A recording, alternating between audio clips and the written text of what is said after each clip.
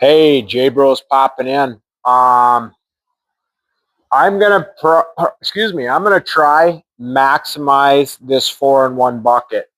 Um, and I've probably showed you guys this material before on my side stuff, and I know I mentioned this, but the biggest problem I have with this 4-in-1 bucket is the height of here.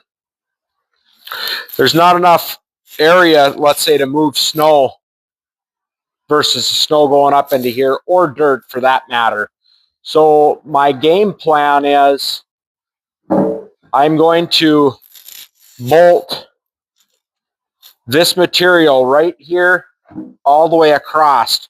What that's going to do is allow me to get more height on the bucket so I can push more snow, and albeit dirt, and plus it will protect the controls. So I think what I'm going to attempt to do first as a trial run, I got some self-tapping metal screws, and they're heavier duty ones. I might pre-drill it if I can't tap, but I'm going to try with 4 self-tapping screws in here to first hold it. Now, I will not be able to bolt in this vicinity just because that's where all the controls are and the plates are, but on these outsides, maybe I might have to drill all the way through and bolt on these wings. So I'm going to go ahead, get prepped up here, get the stuff I need, cut this down, and I'll get you a good layout, what I think might be game changing for this 4-in-1 bucket.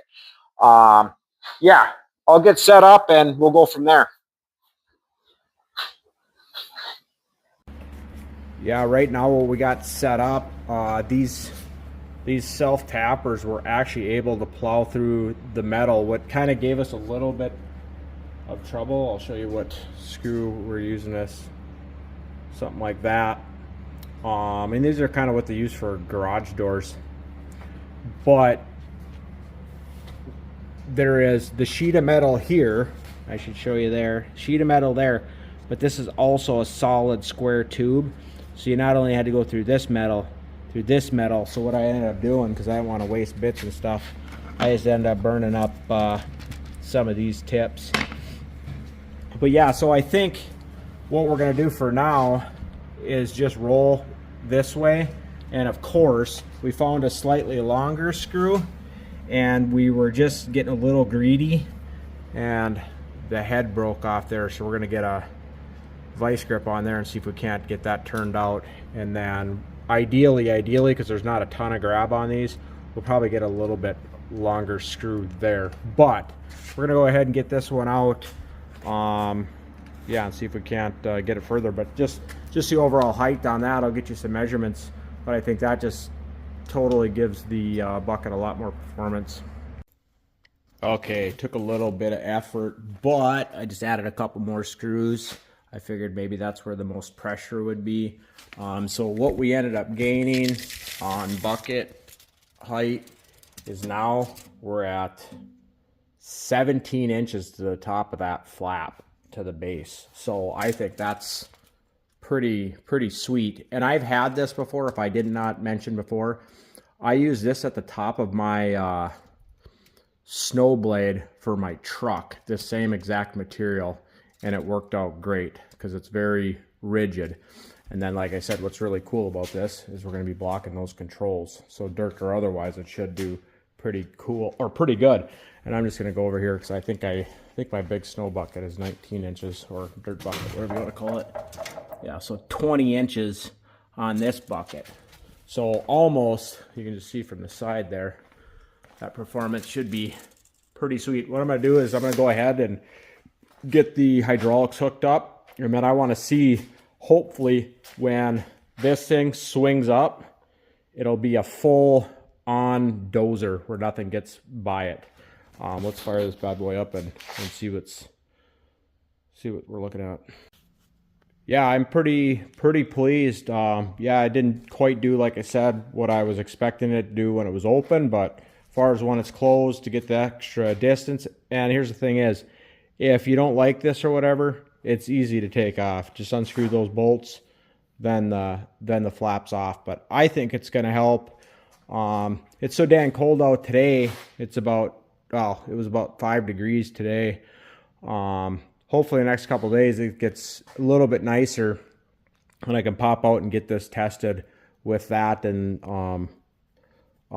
yeah, just see how it performs. And like I said, I'll probably, for myself, I'll never take this off, because there's just, I would gain nothing by taking it off. And then, like I said, the extra protection up to the hydraulics.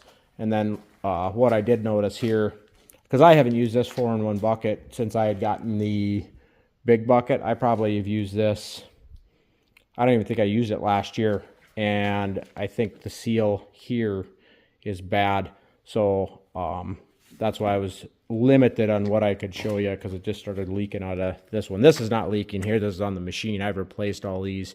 But that one there, the seal in there is just bad. But yeah, I mean, looks pretty freaking sweet, I can tell you that. And then, like I said, basically gaining an extra 10 inches of pushing height and whatnot. But yeah, I kind of like what's going on here. And then I just got to reiterate too, the other day, well, yesterday, it was so windy.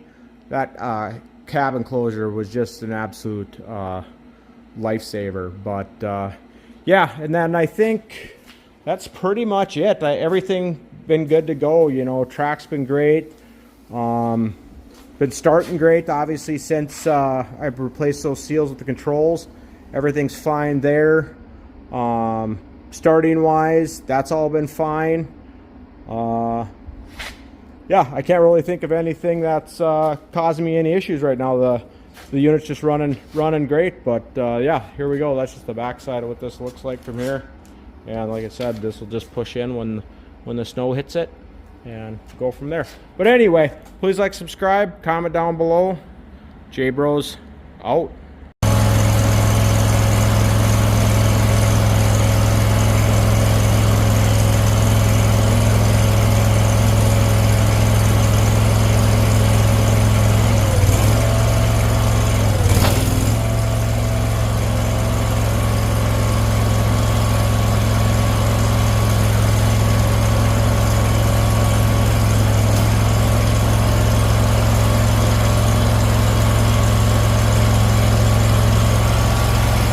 Doesn't quite do what I imagined, like if it's a dozer, but yeah, I don't know. Let me check it out.